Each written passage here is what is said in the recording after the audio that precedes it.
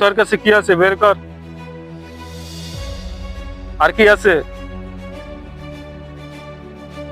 গড়ি খোল, গড়ি খোল, গড়ি খোল। আমার সালাম কর। ওট ওট ওট এখন। ওইদিক টাকা নাচ। দাঁড়া, ওইদিক টাকা, ওইদিক টাকা, ওইদিক টাকা। প্রিয় দর্শক, আমরা হয়তো অনেকেই শয়তানের নিঃশ্বাসের কথার নাম শুনেছি। এটি হলো শয়তানের নিঃশ্বাস। এটি অপরাধীরা মানুষকে নিজের নিয়ন্ত্রণে নিয়ে নেয়। আক্রান্ত ব্যক্তি তার ইচ্ছা শক্তি হারিয়ে ফেলে। অপরাধী যা বলে আক্রান্ত ব্যক্তি তাই করে।